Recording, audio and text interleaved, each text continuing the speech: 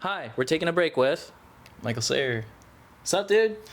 Nothing much. How you doing, man? Pretty good. Just you know, got here not that long ago. Just been chilling out. We've been kind of talking, and we're finally here 7 years later. I know, 7 years later. It's been a while, but I'm happy to see you. And I think the first thing that I noticed was like you look so buff. You look fit, man. I think first thing I asked you was like, you go to the gym or something like that? Yeah. No, I've been going to the gym. Been going to Crunch 3 times a week. Crunch, Pilates, Yeah. yoga. Yeah. Nice. I've never done yoga. Yeah, same here. I'm not very flexible, so Yeah. Do you work out? Uh, when I can, really. I'm so lazy, but yeah, every now and then I'll go to the gym. I have like a Planet Fitness Oh, nice. membership. There you go. So yeah, just like some light cardio, just some weights and stuff, and some calisthenics, that kind of stuff. Oh yeah. Yeah. There you go. Well, where are we right now? We're in Gardena at my house. Yeah. And you've been at this spot for kind of a little while now? Or? Yeah. Well, our first interview that we did like 20 years ago. Oh yeah, no, 20. Sorry. Sorry, I'm thinking about 2020 when we moved into this place. Yeah, yeah. So the first interview when we had 7 years ago was at my mom's place. Yeah, I remember that. Down the street. It's literally like a 2-minute drive. Yeah. Like I could walk there in 15 minutes. And we moved down the street around 2020 of like I think May. Mm-hmm. Yeah. So right when the pandemic hit. Yeah. So no, this is such a nice spot. You got a little studio, like got a little. This is your Michael Sayer haven right here, like. Yeah, so, man. So it's been really really nice. Yeah, I mean I love this place. I've recorded a few records here, and I love Gardena, so Mm-hmm. I don't really see myself moving, but maybe never say never, right? Yeah. No, definitely, man. Yeah, I also, yeah, it's just really nice to see you, cause like, dude, so cause looking back at the time of like 2017, Damn, it was so long ago. yeah, so that was like maybe like about a year after you released like your Ugly Boy record, which was like Yeah, man. the first one, and then Yeah. it's interesting because I was listening back to the interview that we did, and then I was asking you about, yeah, so what are you planning on doing for your next record, which ended up being Bad Bones. Yeah. And then you were talking about how you're like, man, I'm excited, but I'm also scared, like how I don't know how people are gonna feel about this album and everything. Yeah, yeah. And now, like, looking at it at this moment, I feel like that album ended up becoming like a breakthrough for you. Yeah, I think it's the one that a lot of people gravitate towards, but and definitely hindsight's 2020, but as an artist you always like have these kind of apprehensions to like putting out a body of work because like it's so personal to you, and you just Yeah. really can't really visualize like or see how people will react, and it's so closely intimate to you that it's scary to like put stuff out there, but Yeah. it's definitely worth doing.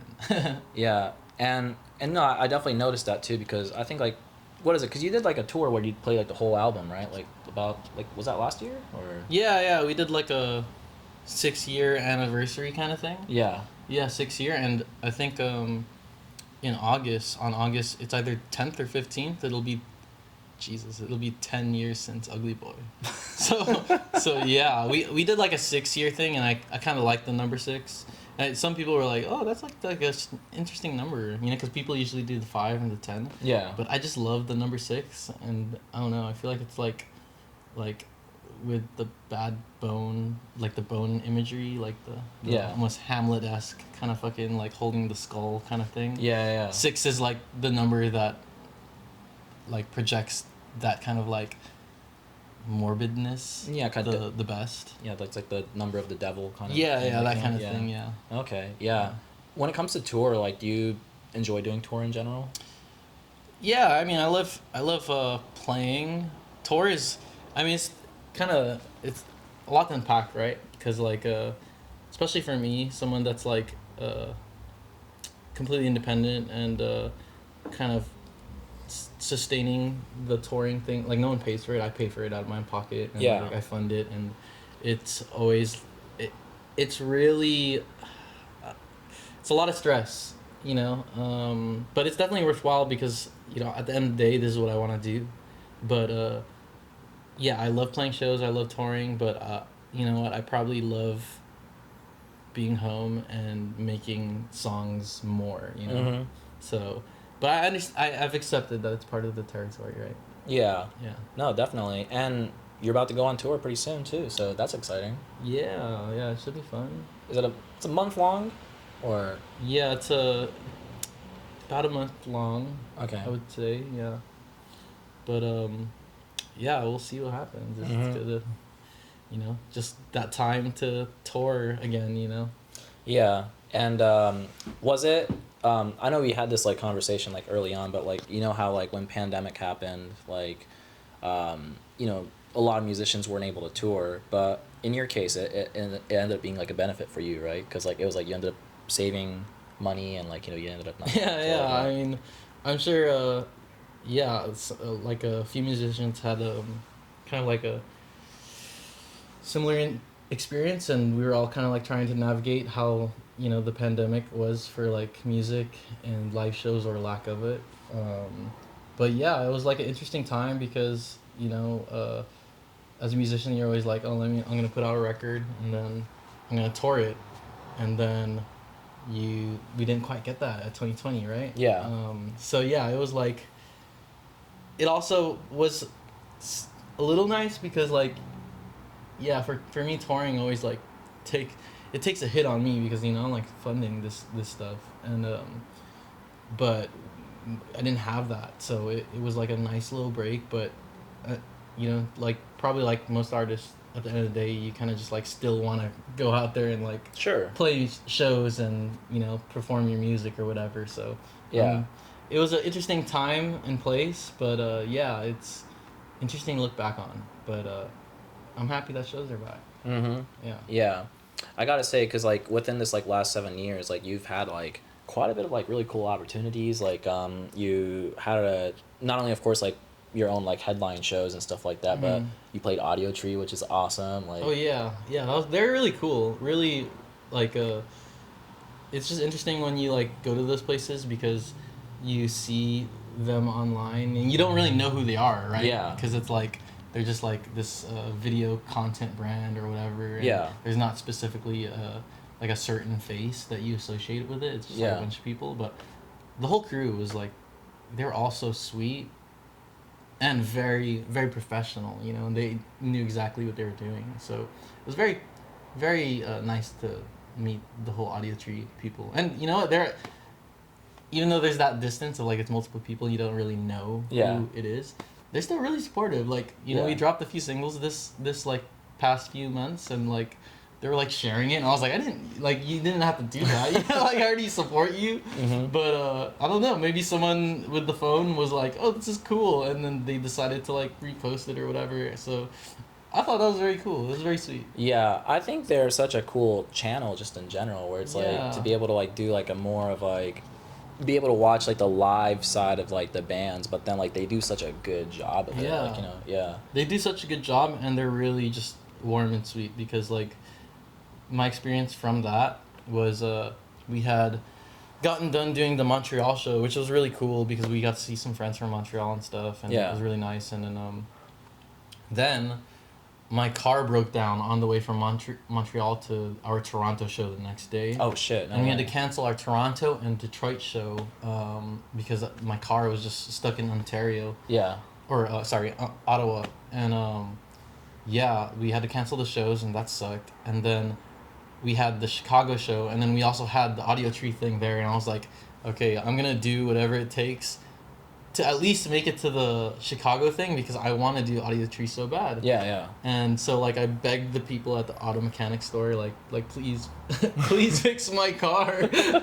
And they were like, at first they were like, dude, we can't do it. Like it's such short notice. We have like a whole queue, and like we need to figure out what part you need. And I was like, kind of like just leveled with them. I was just like, please, like we really need, like I really need to get there. And I don't know if it's like Canadian politeness or something, but they really did it, and they ended up having the part. And then we like busted our ass and drove like I don't know how many hours straight, maybe like 15 or 18, and then we got to like Chicago right at like I don't know like some godforsaken time like 4 a.m. or 5 a.m.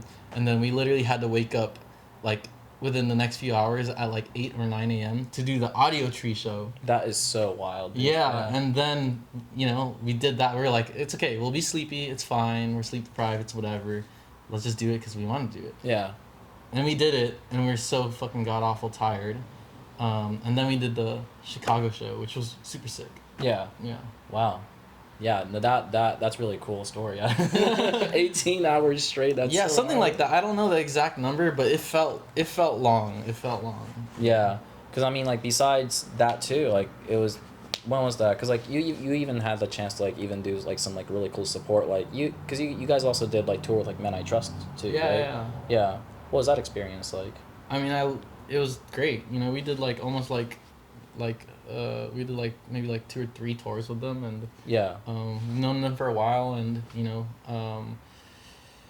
yeah, they're like family to me. Like, it's like that thing where like you don't really see someone for a really long time, but like Yeah. when you do see them, you can always pick it back up with them, and Yeah. they definitely have played a huge part of like influencing me, especially the way that they do it completely independent as well, and I Yeah. think that's so awesome and special, especially in this kind of like post Live Nation world. Mm-hmm. Yeah, I think they got something really special going, and I'd be lying if I said that hasn't rubbed off on me in any way. Yeah. Did they reach out to you at the time when doing tours or? No, I think it was like my booker at the time, and yeah, my booker and their booker was like, oh yeah, this is probably it'll be a good fit or whatever, and we just kind of like went, and we didn't know each other, and then we ended up like liking each other. Yeah. They seem cool. Like Yeah, I mean that's what you kind of hope, right? You go on tour with a random band, you're like, oh, I wonder how the vibes are gonna be like. But yeah, the vibes were there, and yeah, the rest was history, I guess.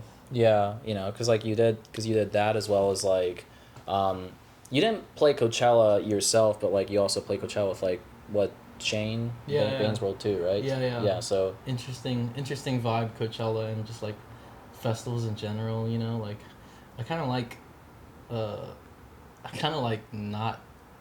I like playing shows more than festivals, and I'm sure most musicians would say that, right? Yeah. Like, because, by virtue of being a festival, you're not going to get, the hands-on kind of like attention that you will need, yeah, as opposed to like a single live off your show. yeah. But I guess that's just the nature of the beast, right? Mm-hmm. Yeah. Yeah, I think like especially when it comes to playing your own show, something like more like smaller or mid-size is like you get more personal like connection with the audience maybe. Yeah. And just like from a sound standpoint, it's like at festivals they have to like just get people off stage and then like set up and then take down equipment and put equipment on, and like it's like very like bing bang boom boom. Yeah. Just quick. All right, get out. Yeah. Time for you to go. Yeah. So yeah, I was just saying that like it's kind of cool that like just throughout the years you've had great opportunities and like was able to like see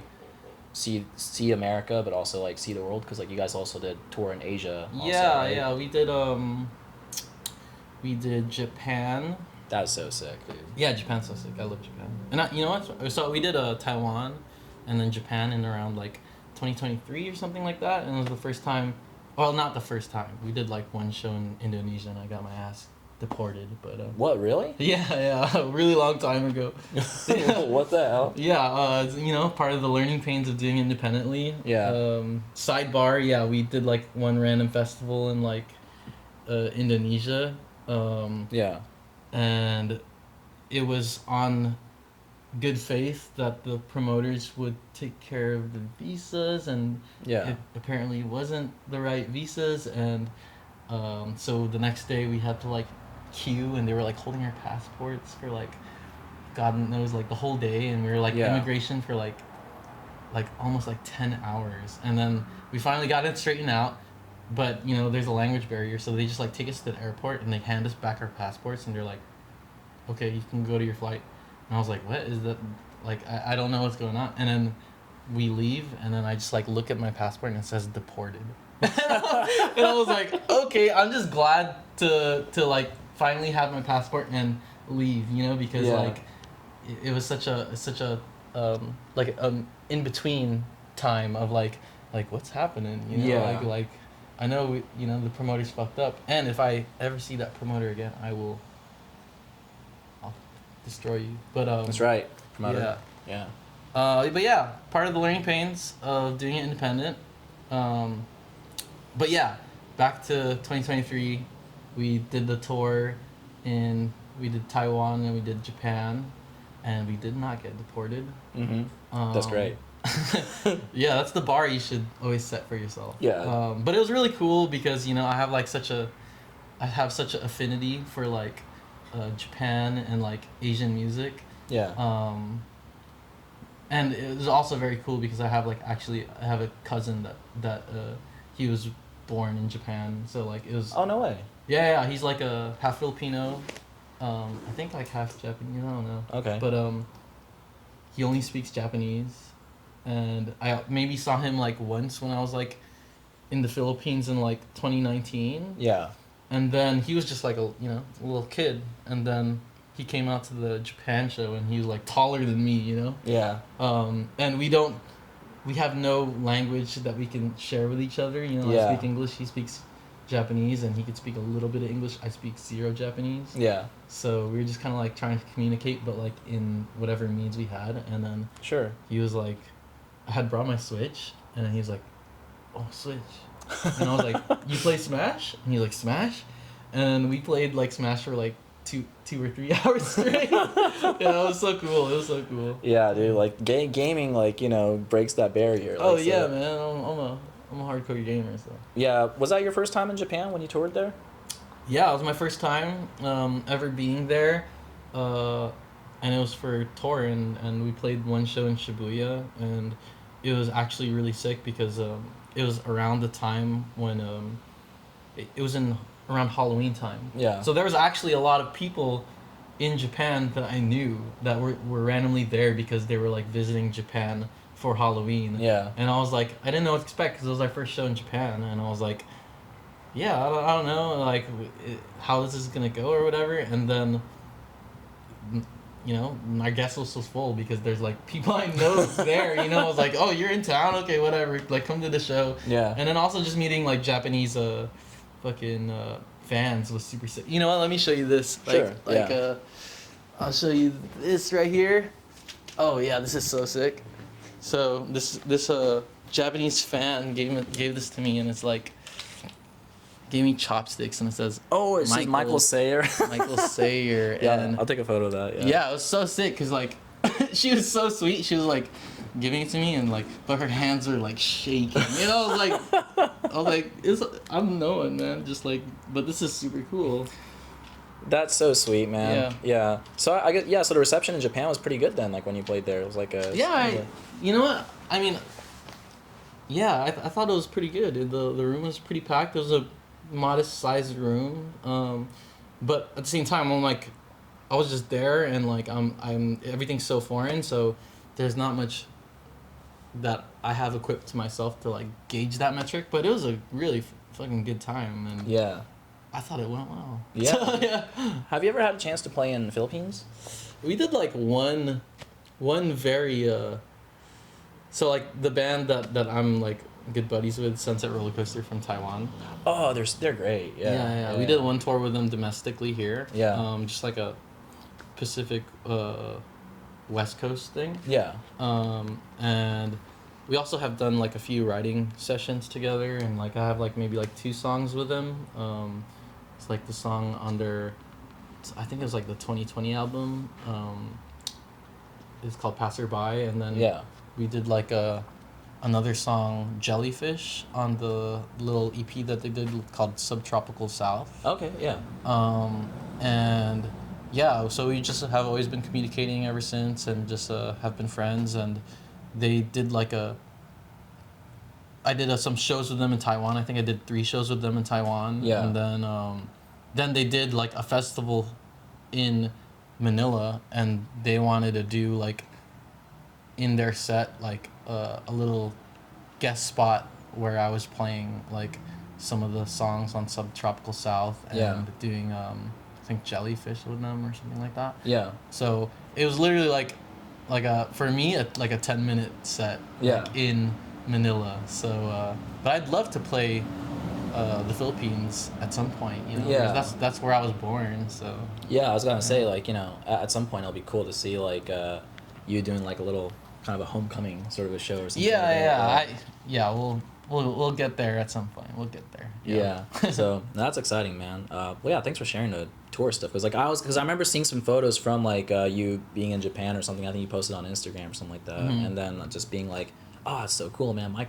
Michael's out here just fucking it up in Japan right now. Yeah, I mean Japan's also just a really good time, and they have such an intense passion for music and yeah. like all things music, like whether it's vinyl, CDs, concerts, music videos, you know, they just really are very active music listeners. So Yeah.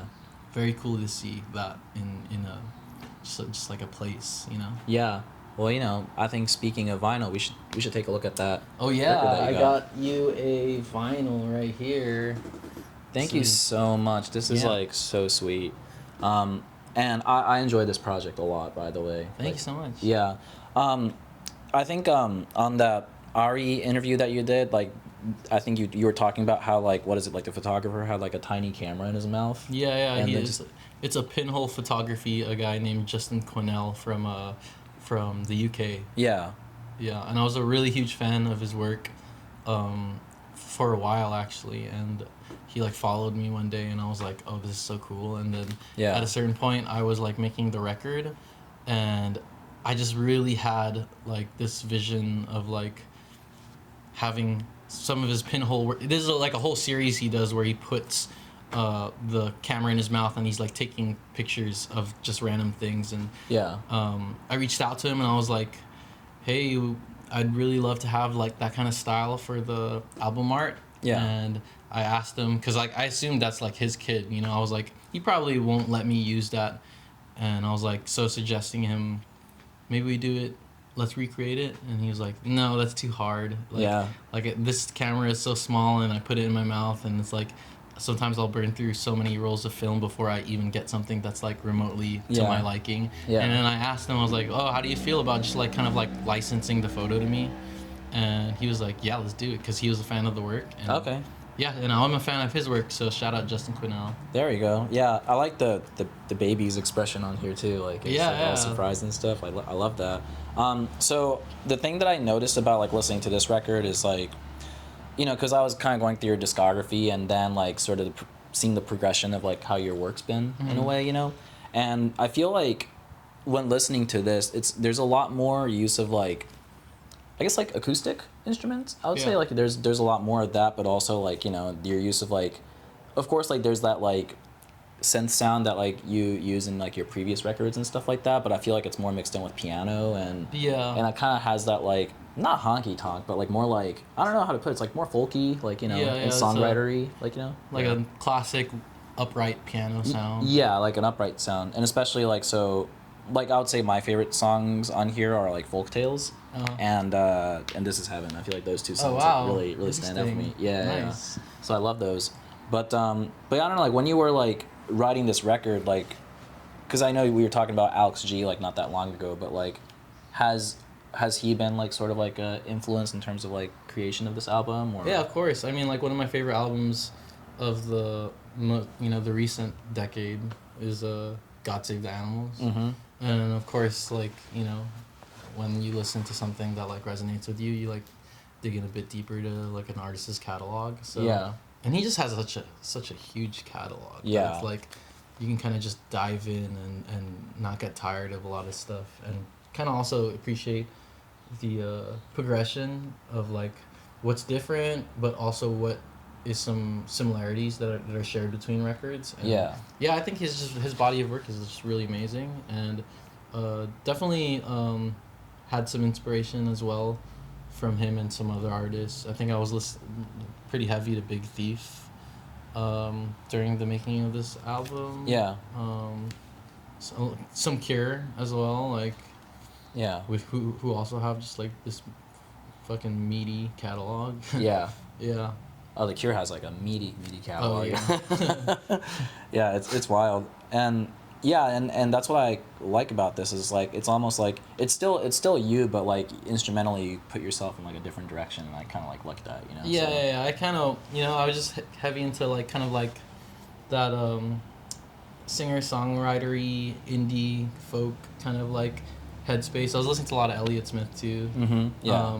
But like I want to kind of like, and that's like the journey of most records, right? Is like you're into certain things, and then you equip yourself with those kind of like little pieces of I don't know, inspiration. Yeah. And then you do it yourself, and then you're not quite them, so like you do it in your own fucked up way, right? Yeah. And then it becomes like your reflection, your projection of that kind of thing. And Yeah. I've kind of learned that now that I'm like a few records in.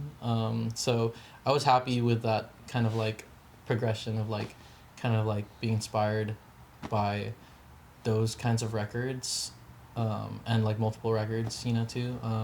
Was listening to a lot of Cody Chestnut as well, and then just kind of like doing it your way and seeing what comes from it, Yeah, no, I really do enjoy it. Let me just take a look at the camera real quick. Sure. Yeah.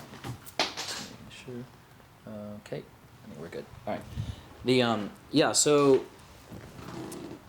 What was I gonna say? Okay. So yeah, cause I was reading, or I think it was through the interview too, that like, cause I know you do a lot of like these things like by yourself. I know you've been like the ultimate DIY guy since I've known you. Like. I don't want to take that crown, but yeah, I mostly like with a little help from a few friends, kind of bootstrap this kind of thing. Yeah. Cool. And because you collaborated with Christian Taylor. Yeah, Christian Taylor. So, like for this record, I have been doing it for a while, and I want to do the thing that like, when you do so long, you're just kind of continually trying to find ways to like entertain yourself and like make you fall in love again with the process. Yeah. And I hadn't really ever worked with like someone who was very closely related, like on the production side, whether it's like a producer or co-producer. So I asked my managers, I was like, yeah, let's see about getting a producer. And we had like, I don't know what that might entail, but let's just kind of feel out the vibe of it and see if I enjoy it. And if not, then I could just make a record how I always do. And it's like by myself.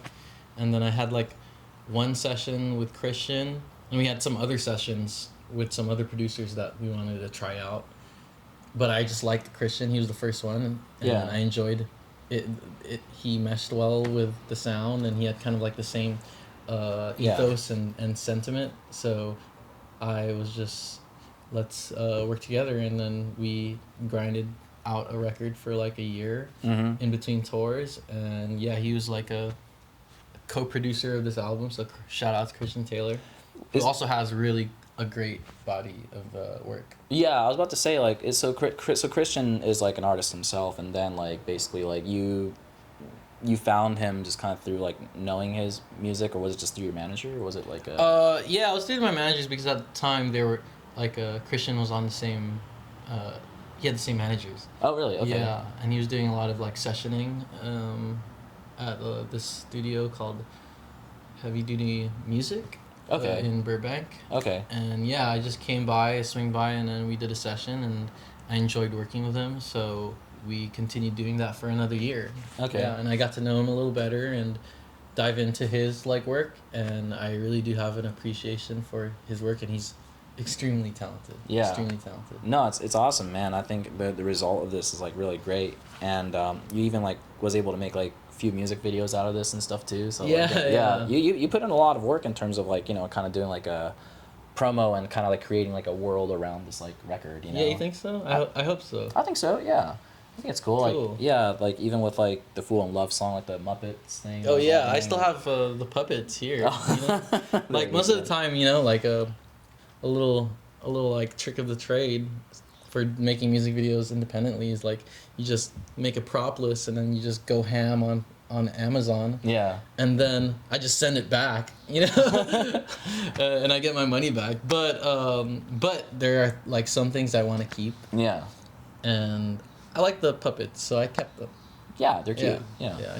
I enjoy the puppets, so I just put them on my shelf, and it's like a cool little memorabilia for myself. Yeah, no, definitely, man. I actually, since you gave me a record, I actually have a gift for you Oh too. no way, dude! Yeah, Hell bro. yeah. Because I try to do it with like, yeah, like with every interview, it's like I think of like, well, it'd be like kind of a cool record to give somebody. Dude, I'm excited for this. I'm excited. Yeah, cause and it's actually knowing you for a long time, I know you've been doing things DIY, but the artist that I'm gonna give you the record of, he was like a pretty big DIY guy, like a really great songwriter, and especially this first record, I think is pretty underrated and like really raw recording. So I'm gonna give you this right here. This is this right here is Roman Candle by Elliott Smith. Oh hell yeah. Yeah. So dope. Yeah, Oh man. I think this is like really really awesome record. And Yeah. like, I feel like it doesn't really get talked as much. Sure. You know? Yeah. So, but yeah, you said you were it was kind of cool that you said that you were listening to his catalog. Yeah. I mean, he has a MIDI catalog as well, so Yeah.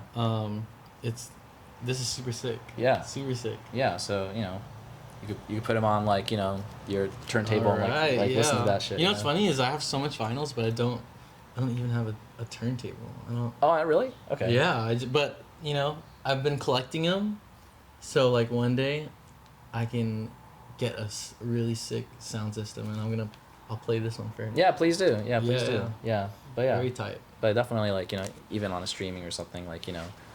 what was it about Elliott Smith that like stuck out to you when you were like listening to his stuff? He just has like kind of like this. He has this like intimacy in his like work Yeah. that I haven't heard anyone ever, I don't know, produce in like the same intensity that he does. Yeah. And yeah, his music is also just really like, it feels very vulnerable, Yeah. but also kind of like vulnerable and not vulnerable at the same time. Like there feels like a level of like at arm's length Yeah. at times, but one in the same, and I think for this record that was like pretty informing because I wanted to do something that like felt vulnerable but also like somewhat distant, Yeah. so I took a page from his book doing that, and like he's like the poster child of like almost like kind of like singer songwriter counterculture kind of like Definitely, yeah. atmosphere, and also it's really like a lot of his songs, usually the centerpiece is like acoustic, Yeah. and I was really heavy into acoustic for this album. Yeah. So I wanted to follow that same kind of ethos of like letting the work gravitate primarily around the acoustic guitar. Yeah. Yeah. And it definitely comes through in that record, and I really love that. Yeah. So no, that's amazing. For this upcoming tour, are you gonna like kind of mix things up in terms of like set list? Like, are you gonna mostly play like a lot of cuts off of like the new record, and then kind of throw in a little bit of the older stuff, or what are you thinking about doing? Yeah, we're gonna do a little bit of everything for Okay. the catalog. I mean, I also have like a pretty big catalog. Yeah. I think. You got a meaty catalog. Yeah, meaty. That's like the buzzword for this interview, right? But yeah, I have like a pretty big catalog, so we're just gonna play like a little bit of everything, but also just kind of like using the new record as like the thing that everything revolves around. Yeah.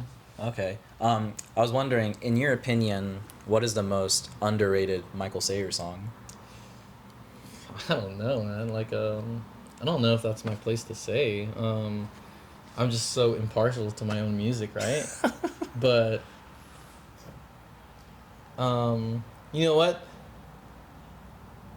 I think my metric is like my own personal experience when someone's like, dude, I love that song, Yeah. blank. And I'm like, that was the song? Like, that's my metric, right? Yeah. And I like met this dude maybe like a month and a half ago, like from, I think he's from Argentina. Yeah. Yeah, he's like a friend of a friend, and we were at some bar, and he was just talking to me, and he was like, "Oh, I love your music, man. Like I've been listening to it since I was like in high school," and I was. Oh, he recognized you. That's cool. Yeah. I mean, he was a friend of a friend. Oh, friend So, of a friend. Yeah, Okay, so, gotcha. Okay. But he was like from Argentina, so I was Yeah. like, that's pretty cool, you know. Yeah. And he was like, "Oh, I love that song, the most beautiful painting in the world," and I was like, "That's like that." When he said that, I was like, "That's the one, huh? Interesting." So I think that's my metric. So that maybe that is the deep cut Okay. of my catalog, I guess. Yeah. Can I say what song is underrated in my opinion? Yeah, sure. Little China Boy. Oh yeah, yeah. nice. Yeah, I was actually kind of because going through it and like when I was listening to it, I was like, this sounds different, and I kind of like that, you know. Yeah. You know. Yeah, that's a good one, man. Yeah. Yeah, I enjoy that you picked that one. Yeah. Yeah. So I think so. You could answer this if you want to, but yeah, in your opinion, what is the most overrated Michael Seyer song? I wouldn't say anything is overrated, really. Like, Yeah. you know, I'm just thankful that anyone will listen to my music. But yeah, I guess if I had to pick one, maybe like Pretty Girls or something. I don't know. Yeah. Like, yeah. Not because I don't like it, but you know, it's just. I think at the time when I put out Ugly Boy, and I really didn't know what I was doing, and I still don't know what I'm doing, but Yeah. yeah, I just really didn't expect that was the one that like people would resonate to, and it was a bit surprising to me. Yeah. So that's my only metric, and I mean that in no negative way. Yeah, to no any negative of the, way. Yeah. in the Pretty Girl enjoyers. Yeah, Yeah. and it's kind of funny because going back to the first interview that we did, like, and I was asking you about Pretty Girls, and I remember you were like, yeah, that's like general consensus. Like, it kind of became like a thing where it's like, you know, it was like something that you didn't even know that was gonna be like a popular song. Like, later Yeah, down it the was line. interesting to see what you know, people take to, but at the end of the day, you can just always put out music, and you can't really control what people gravitate towards. You can take Yeah. like maybe a mildly educated guess, but sometimes you will always be surprised. Yeah, and it's funny that you mentioned Pretty Girls because it's like, dude, like we talked about that song in our first interview. Yeah, too. Like, yeah. really. I haven't listened to that interview in like a long time. What do we say? What do we talk about? Yeah, mostly? like I asked you guys about like, you know, what's like was there like a DIY scene around in like South Bay area? Okay. And then you were mentioning about how you did like hip hop like okay. pre Michael Sayer era, I guess. All right. And then like yeah, I think kind of got into like that sort of thing, and then after that, we were talking about how you as a DIY artist at the time, like I thought it was fascinating that, you know, you were gaining this momentum, and I kind of found it to be like really interesting. But then I wasn't sure if you were like taken back by that question or not, but like but you were like, yeah, I understand that like I do have like things going on in terms of like streaming, and I know it's working out, but you were like, but I think I still have like a lot of work to do in terms of like being an artist or something like that. Yeah, I don't think I would change my answer. You know, like that's the thing with like being an artist is like you can keep doing, like putting out records and you get more and more, you know, but like our human nature and conditioning is always like, Yeah. like you still like are trying to figure out what is more, like what's gonna fill that God-sized hole in your you Yeah. know, in your heart, that like of why you were doing this in the beginning. And obviously if I were to time travel back to myself like when I was a kid, and I'll be like, hey, this is what you're doing now, my kid self would be like, yo, that is so cool. But yeah, I still feel like I have a lot more work to do, and I still want to just continually create music. So maybe that's a good thing we have that thing where we're never quite satisfied, because it will keep pushing you to just keep creating music. Yeah, because like at the end of the day, what is satisfaction, right? Like, you know. Yeah. Yeah. But you know what? I don't want to come off as like someone who's not who's like depressed or some shit. But yeah, I'm currently still like I'm satisfied in the sense that like I'm happy to be doing all this and still be able to make music. But yeah, I still always want a bit more, and I'm trying to like figure out every day how to push the needle further and further. And I guess you kind of want that in an artist, right? I don't know. Yeah, I think it's a type of fulfillment where it's like, of course it's gonna fulfill us, but like, but also at the same time, it's not this type of shit of like, oh, it's never enough. It's more like, what are we looking forward to do next? Like, Yeah. in order to fulfill our creativity even more. It's kind of like, all right, now this is done. Yeah. We can move on to the next thing, I guess. Like, Exactly, yeah. Yeah, which, I mean, in my case, it's like, sure, I have my own music stuff, but this to me right here is my fulfillment. And like, Yeah, I man, love talking and to it's people really, that- it's so sick to see you just, continuing to do this, because, like, I'm sure you feel the same way in the sense that, like, our last time we ever met was, like, 7 years ago. Yeah. And we're both still doing it, and I've definitely seen, like, the work that you've been doing, and it's really cool to see you grow. Yeah, it's a lot of work, but it's fun, man. Like, Yeah. it's fun, and like I love that people are noticing it. So it'll be cool, like if anybody's been watching my stuff, to kind of like, once this is released, like to be able to kind of like go back and do this, like go back and watch this or something, like Yeah. Yeah. Here, if you look back to the time of like when we did the interview to like kind of looking at where you're at now, because I feel like back then, especially like when you were starting, like you were kind of like unsure about like what the next path was. But do you feel like you were you were like confident like now as like a musician versus like how you are back then, or like how do you feel? Yeah, that's a lot to unpack, man. Yeah, I mean, I think I'm confident as a musician now. Like, just being like, I just turned like 30, maybe like a few months ago.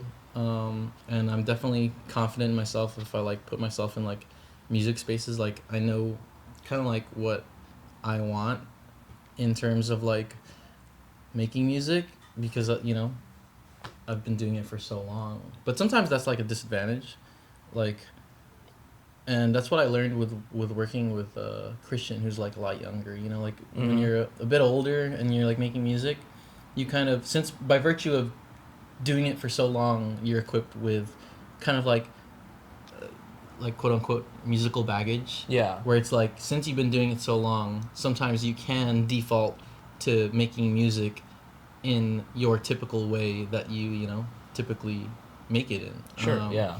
But the point of music is to like kind of like surprise yourself and just like approach things in different angles. And yeah, the more and more you do it and the older you get, that becomes a bit harder. And that's why like super cool raw music is sometimes, more often than not, produced by like kids and young people. And that's a huge generalization, but I think the point I'm trying to make is like, it was really nice to work with someone who was like a bit younger and kind of had no inhibitions, and is just like kind of like just doing the music and just doing whatever feels good and what sounds good to them. And Yeah. to I don't know, to like commune with that kind of spirit, because I definitely, that's how it was like when I made my first project, Ugly Boy. Yeah. It was like, I really had no idea what I was doing and just recorded things Right. in the most unprofessional way, and just like approach things in a way where it's like, I just want to get something that's inside of me out into a record. And I think there's something about that record probably that has that spirit. And I guess for this album, I wanted to approach that kind of like same ethos, but approach it in a more like in my mind state, where I'm like a bit more emotionally mature, and like maybe I have a few tools and like under my belt, so to speak. But yeah, interfacing with him and like having a relationship with him and working on the music, I think was a good middle ground where I could like tap into that spirit. Yeah, kind of bring out that rawness of like what you had like back then, and like Yeah. I think that's pretty important. Yeah. Yeah. I feel like as artists progress too, like maybe like sure like recordings may be like polished, or like maybe like the style may be different, but like I think it's cool that like you still like kind of revisit those days back then and then think like, okay, Yeah. I still want to like put out music like that, Yeah, because I mean, personally, I love just like, I love all kinds of music, but I really love like raw music. Like I love listening to like an album that just feels like someone has just pouring themselves Mm-hmm. into it, you know. Yeah. And it creates like such a distinct sound, you know, which is why, you know, I like listening to a lot of the Elliott stuff. I like listening to a lot of the, you know, like the Cody Chestnut stuff, and then I feel like, you know, so many artists that I gravitate towards have that kind of ethos. Yeah. In terms of your consistency, like, oh yeah, this is also another thing that I want to ask is like, so when you were like coming up, you remember how like I feel like there are like artists amongst like that scene, like I guess I don't even know like if it's like considered like bedroom pop or whatever it was, but like I feel like there was like a thing that was kind of bubbling up at the moment, right? So then there's bands like Temper X as well as like Inner Wave and Bane's World and like, you know, Mellow Fellow, like yeah, like those bands were like coming up. Yeah. I feel like since then, like I don't know like how many of them are like still around and like really kind of like consistently like putting stuff out, but like I don't know, are you still like do you still keep in touch with like some of like the artists that you knew from like back during that time, and like do you know like if a lot of them are still consistently putting out music or not? Yeah, I mean, I know Inner Wave, they're still putting out music. I saw Mellow Fellow actually, like, he was here like a bit ago. Oh no way. Yeah, we had like sushi. I think he was just here visiting California. He Yeah. lives in Toronto now, but I think he's moving back to the Philippines. But like, yeah, you know, at the end of the day, it's like we're just musicians that are like trying to put out records because that's what we know how to do, and that's how we, you know, like primarily articulate or express our kind of experience. Yeah. And I've met so many people that, like, through this music thing, that they're just all musicians, and I hope they're still making music if they are, but that's not my concern, like, because at the end of the day, I just, you know, I'm so busy, like, trying to make my own music, you know? Yeah. But yeah, I know a few of them are still making music, you know? Yeah. And also, it's interesting because, like we were just, like, you know, like, random kids, and we kind of, like, didn't know it was bedroom pop. We were just, like, making music, and then people just kind of, like, splash their own name for the genre, you know? And It was a label at the time, yeah. yeah. So I think we're just still operating in that same way where it's like we didn't intend to be quote unquote bedroom pop or whatever. We were just making music, and now a few years later, you know, like probably the zeitgeist is a bit different, but we're still making music. So, you know, like if people still want to splash their own kind of, like, you know, whatever they hear, whether it's like bedroom pop, dream pop, or whatever, you know, shoegaze, I don't know. Yeah, and that's just, at the end of the day, we're just still continuing to make music, so. Yeah, and especially interesting too because like I remember like in a first interview also like you mentioned about like how you played like house shows with like Inner Wave back then and stuff like that too. So like it's kind of cool to hear that like they're still like out there like doing it. Like Yeah. I mean, yeah, we're oh, here comes my brother. Oh. Yeah. Yeah, we're still musicians, and I want to fill my time with music as much as possible. So, yeah, I grew up doing that, and I'll continue to live my life making and playing music. Yeah. Here he She's comes. Hey, how's it going? How's it going? You right, Kazu? Long time no see. Hey. Yeah, it's been like 7 years. I know, right? Yeah. I know, yeah, good. We're doing like a little return interview kind of a thing. Oh, shit. Yeah. Nice. So we have a lot to catch up on. So like, you know, we just kind of been doing that right now. Yeah. I'm gonna have to pass by, so. You could go ahead. It doesn't matter. Yeah, you know. Yeah, we'll take care of it in post. No, We'll use AI. You know? We'll use AI. Oh my God, AI is crazy. We'll use AI to, you know, post them out. The AI thing. So after this tour that you're doing, do you have like any other plans coming up? Like, are you gonna work on more new stuff, or like are you gonna tour more, or like what are you thinking? Just probably record more. You know, rinse and repeat the Sisyphus boulder. You know, like just fucking like cramp yourself in a room, make a record, tour it, release it, promote it, and then go on tour. Go on tour, yeah. And then do it all over again, and that's the boulder I gotta push, right? And that's the boulder every musician has to push, right? But Yeah. I mean, that's what I love to do, you know? Like, Yeah. like my favorite part about being a musician is like being in the studio and like kind of aching over like, oh, there's a song here, and like it's frustrating in the beginning, Yeah. and then you just like keep pushing through it, and you know you're sweaty, you're hot, and you're frustrated, and you give it some time to breathe, and then you come back to it, and then something maybe clicks more or less, and then you can sit back and listen to that song, and you're like, I made this. That's my favorite fucking part of making music. No, and it's the most satisfying part too. I think. Yeah. Yeah, I mean, I'm sure you can relate, you know. Oh, absolutely. Yeah. There'll be times like after I record something, I listen and be like, God, I don't know how I feel about this. But then like I step Yeah. back, a couple days later, I listen to it, I'm like, damn, I'm a genius. Like. Yeah, I mean that's my favorite part is chasing the dragon of Mhm. like making a song. So yeah, tour's gonna be fun, but I can't wait to just make a new record. You know what I Mhm. mean? Yeah. Yeah. Do you want to talk about like I guess it's still in development, but like you said you wanted to kind of create your own like label or something like that? Yeah. I'm Accepting submissions or something? Or? yeah. So for the release of my record, I decided to put it out myself. I mean, I've always been putting it out myself, right? Yeah.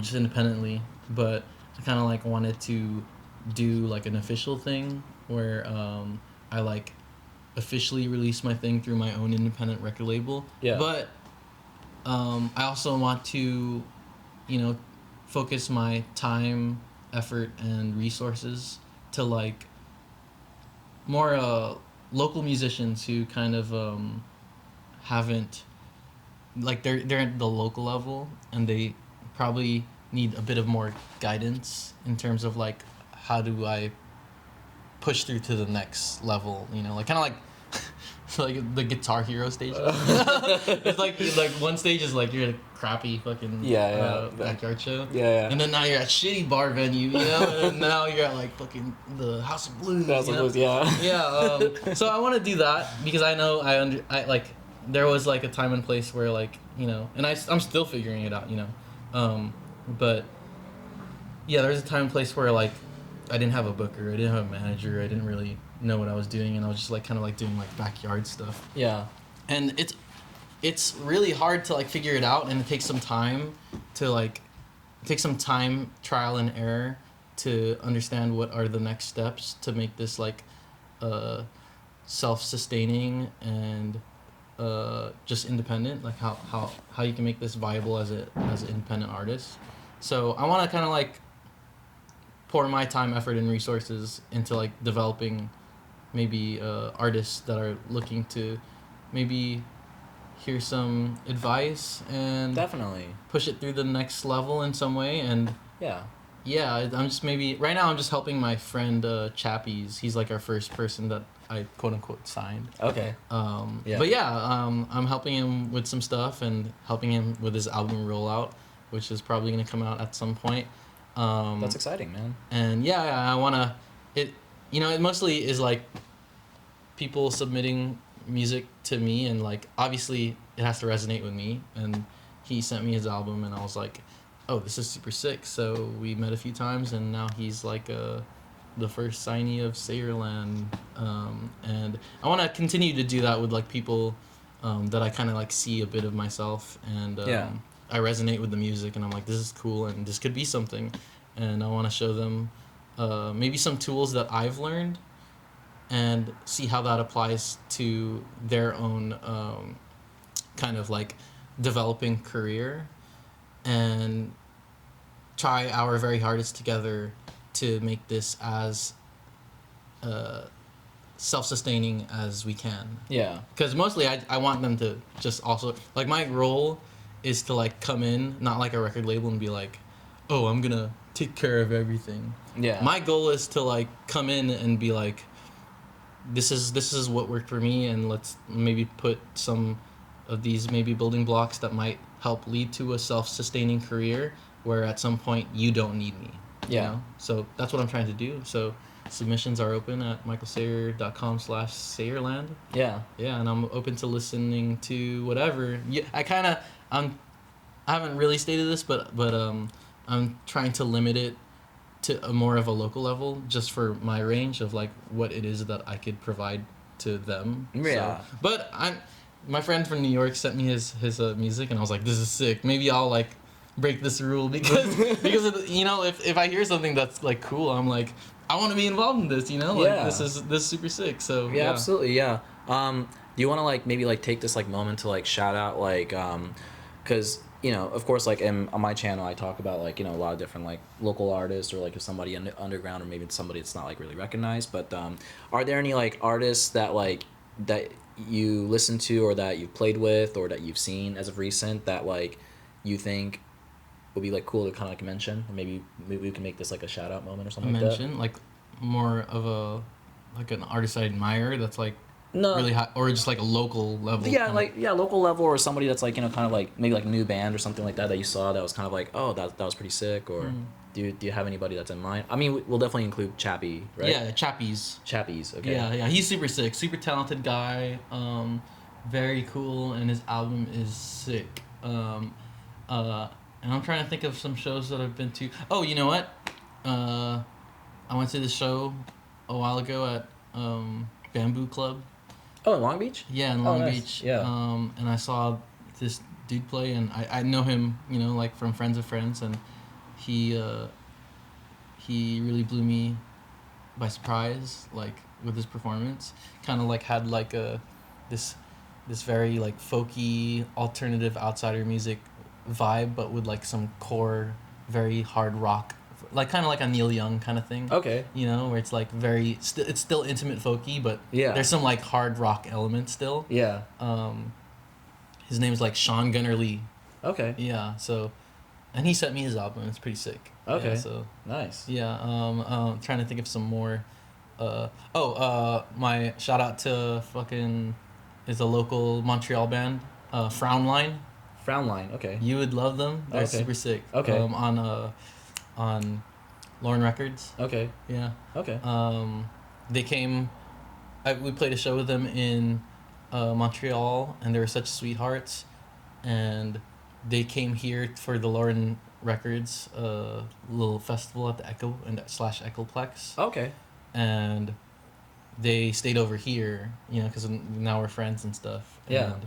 And they didn't have any gear, so like I just gave them all my gear. That's so sick. And yeah, I watched them play at there, and then they played another show at I forget, it was a smaller venue in LA, but it was so cool to see them, like come to LA after we had played, a show together in Montreal, and they're putting out maybe some of my most favorite music as of recently, and yeah, I definitely like see them.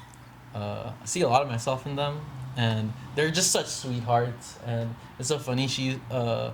Annika, the lead singer, used my guitar, and I don't know if Annika will watch this, but like I found a piece of gum, like on my headstock, and I was like, "Is this Annika's gum?" Like, yeah. So it's just like, and I try to take it out, but there's just like still this like fossilized piece of gum. Okay.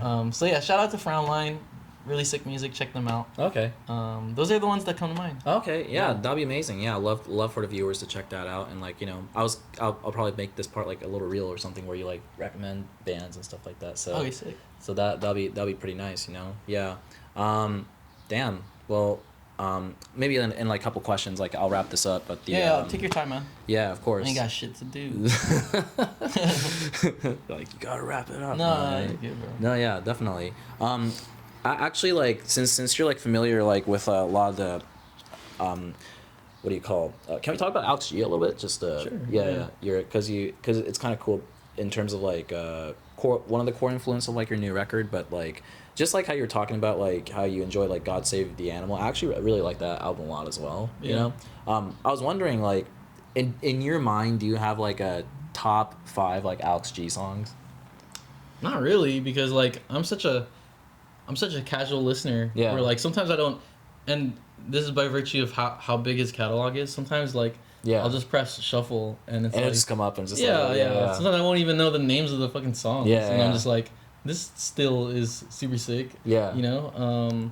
But yeah, I mean, I kind of like dived in a bit deeper to his catalog when I listened to the God Save the Animals. Yeah. So, primarily that record, you know, a lot of the cuts there Okay. I enjoy.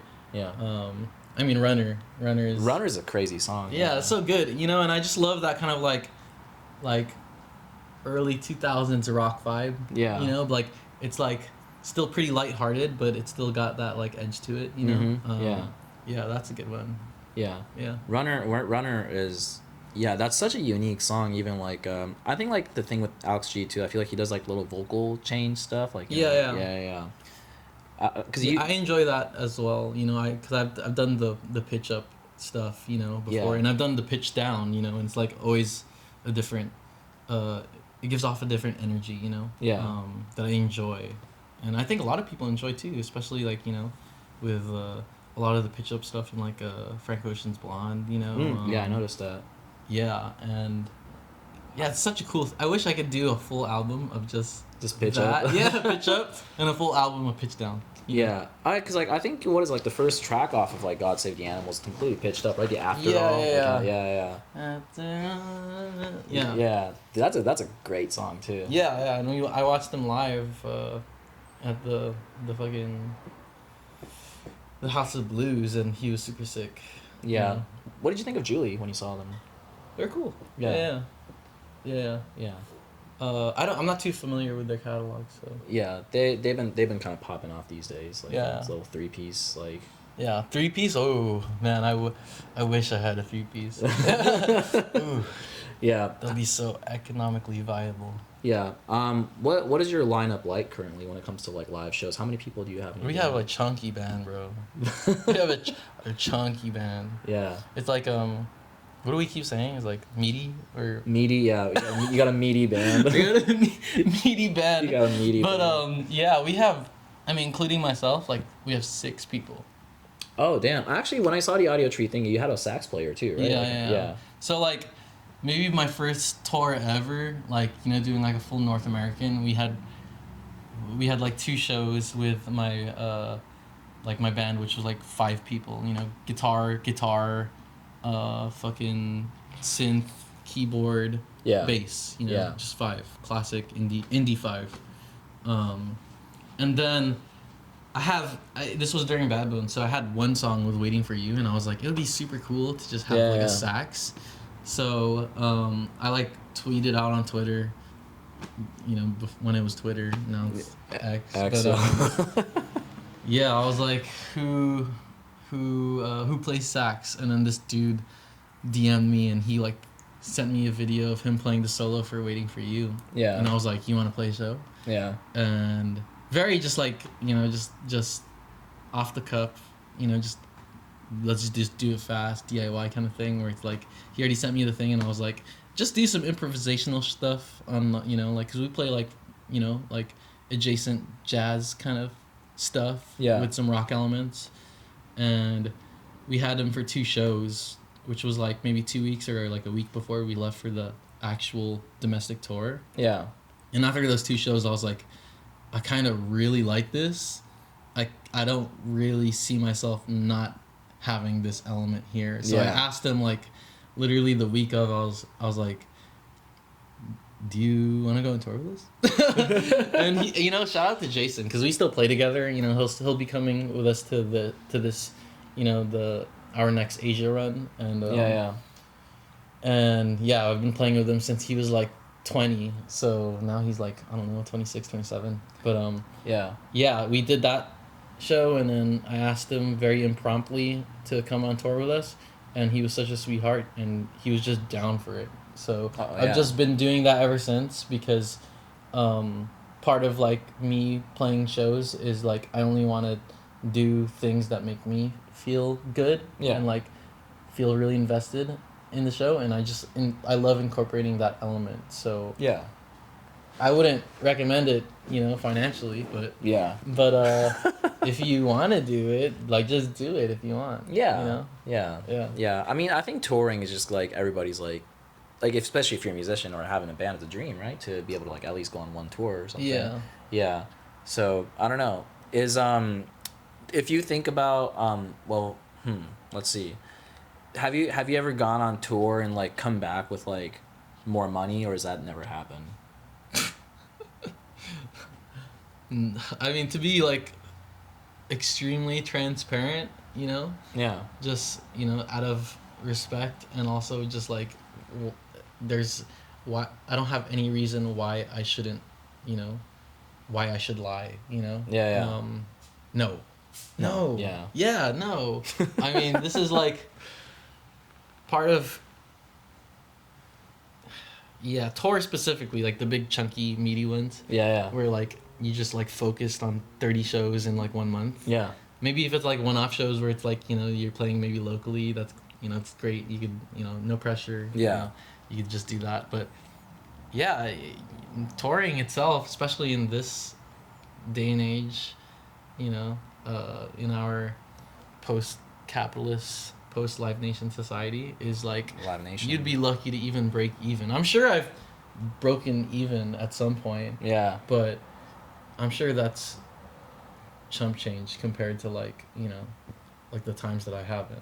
Does merch sales make any difference? Oh yeah, merch sales does. That's the only thing keeping us, keeping like the touring somewhat viable, right? Yeah. And I'm sure a lot of artists have shared the same sentiment, because there has been this growing discourse of merch cuts, Yeah. with venues. Like, is it fair? And of course it isn't fair. Yeah.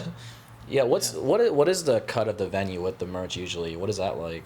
I mean, it really depends on the venue. Yeah, I've heard like outrageous numbers from like more high level musicians. Yeah. But luckily at the independent DIY level, you don't really see that. Sometimes you do. Yeah. But it's mostly just the venues, that are doing it. But yeah, there's growing like more and more discourse and rhetoric about people talking about like, is that fair? Which is obviously a conversation that's a long time coming. Yeah. So I'm glad to see people talking about it more. Yeah. But yeah, merch definitely helps across the board for a lot of touring bands, and yeah, it's definitely saved my ass. Yeah. Yeah. I bet. Yeah, because I think like bands definitely rely on like merch sales or like in their record sales or something that kind of like helps with like I don't know like how financially like up you're gonna be, but like but it's like an option that like works out the most, I think. Yeah. Yeah. Are you gonna be bringing a lot of merch for this tour? Yeah, just doing the classic, hoodie, shirt, tote, a few vinyls, Okay. that kind of thing. Yeah. I was thinking about like when looking at the Spotify for your playlist, it has like Michael Sayer's photo on it. Like, Yeah. Yeah. It's funny because that one has more saves than the fucking Spotify sanctioned one. Yeah. Yeah. Nah, that's awesome, man. Well, yeah, I'm definitely gonna like I'm definitely down to come through to the Anaheim show. Yeah, It'll be you should fun. come, man. Yeah, Yeah. it'll be fun, and yeah, we'll put you on the guest list or whatever, Absolutely. Yeah. That'd be amazing, man. Here, one last question. Wait, actually, a couple more. Can I ask a couple more? So like ask as much as you want, man. Yeah. What are your thoughts on so I recently made this video about AI music and like kind of how like there's been like AI bands that's been kind of like popping off in like different genres. AI bands. Yeah. Have you heard about it at all? Yeah, the Velvet Sundown guys. Yeah, the Velvet Or Sundown. they're not even guys. They're fucking, they're Hal. Yeah. Yeah. Yeah, what are your thoughts on that? Like, do you feel like kind of like with these like AI entities out there like diverting streams away, like does that feel how do you feel about it as like an artist that like especially, kind of like gets like gets to financially like through streaming and stuff? Yeah. I don't know. I think it's just cringe, right? Yeah. It's just cringe that it's an AI band. Right? It's not really music, right? Like It's not. Yeah. I mean, I understand the conversation for AI, in terms of like, new technologies being used like for, I guess, helping facilitate, your ability to like express something as an artist. Yeah. I'm sure a similar conversation happened when autotune was, like just entering the scene, and I'm sure there was like a lot of naysayers that were like, oh, yeah, if you use autotune, that's not really singing. Yeah. But now it's like so incorporated into like the culture, and I love autotune. Like I think it's cool. Yeah. And even like some of the high pitched song on Boy Life, it was like Yeah. an autotune feature, but pitched up, in with my vocal processor. Yeah. So yeah, but AI kind of presents that same kind of crossroads of like, is this right, or I mean, does this mean like you're making like music? I think it's a little more invasive with AI because like there's like this more there's like different spectrums of like of invasive use where it's like on the lower end of the spectrum, AI could simply be a very subtle tool to help an artist develop some music, whether it's like some AI mastering features. Like Yeah. I know Logic's new update, because I use Logic. Yeah. It has a AI mastering feature where it's like you don't have to send out your music to masters, and you can just like master through there, or they have like Lander. Yeah. Or I've also heard of artists like kind of like using AI prompts as like to just get off as much ideas as possible. Yeah. Like and on the extreme side of the spectrum, there's like full on AI bands that are like putting out music, and they generate music based off of a model of other music, right? Obviously, to me, like putting that on Spotify, like a full AI band where it's like they're it's fully AI in the most invasive way possible. I think that's extremely cringe and lame. But I think that AI has its place in terms of like very subtle tools to help, push the needle forward for like an artist trying to just, get some ideas across. Yeah. I think it's fine there. But yeah, for the other side of the spectrum, I think it's just cringe. Yeah. I don't really know what the answer is. Like, how do we, but how do we deal with this dilemma? What's the answer? I think that's like a conversation that's probably just going to continue moving forward, and we probably won't even have a resolution unless I don't know, Spotify bans fully AI bans like Velvet Sundown, which Yeah. I think personally, on my own personal take, like, of course, yeah, you gotta ban those. Yeah. They're not, they're like an AI.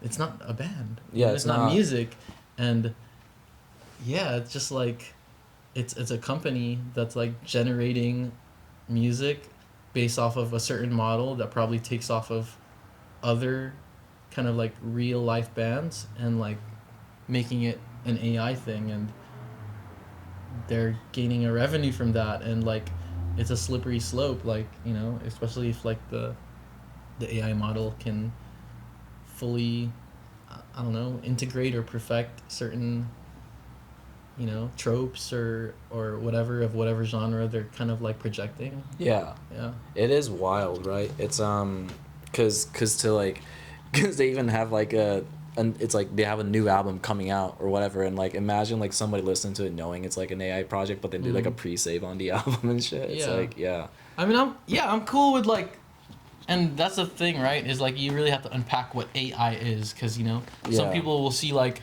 a machine making a burger and they're like, AI is taking over. And it's like, that's not really AI, that's like automation. Yeah. It's like moving like a human labor into an automative industry. But there's I don't know, like Hatsune Miku. Yeah. Like Hatsune Miku's sick. But and I don't really know what the subtleties are of making a Hatsune Miku record, but I assume it's just they have like the AI Hatsune Miku like kind of like figure as like the figurehead and like the thing that people recognize as the person singing music, and then like an artist or maybe like a few artists like making the music. Yeah, Hatsune Miku for sure is like definitely one of those cases of like, it's a good example you point out because yeah, I mean it's of course it's a fictional character, but Yeah. then like the music itself is like it's actually created by somebody and maybe like just tuning some girl's voice or something like that. You know, I enjoy stuff like that. Like I like the Gorillas. Like Yeah, Gorillas. There you go. it's like I forget what his last name is. Damon Albarn. Yeah. Yeah, Damon Albarn, and then he has like some collaborative pieces, but like Yeah.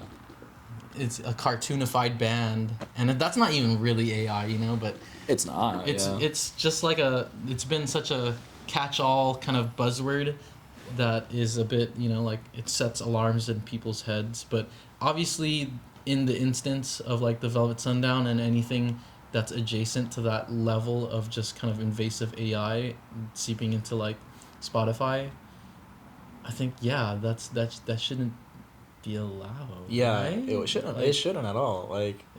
Yeah. It has like over like. I'm saying this with such hesitancy because like I don't know, like it's such a new terrain that like maybe I have a shit take, I don't know, but to me it's cringe. No. Like I don't know. I think your take is like extremely valid, and also at the same time like knowing you who works hard on your music and like put stuff out there and people listen to your music on streaming and stuff like that. It's kind of like, yeah, it just kind of like sucks that like something like that is out there diverting like streams away, and like what if there's gonna be like an AI Michael Seyer out there like just fucking doing it. Yeah, I mean, for me, AI could just be a very subtle tool that I think is totally fine for artists to utilize in like certain ways, but to go as deep as like creating like a company creating like a fully AI built band and catalog and putting it on streaming, I think that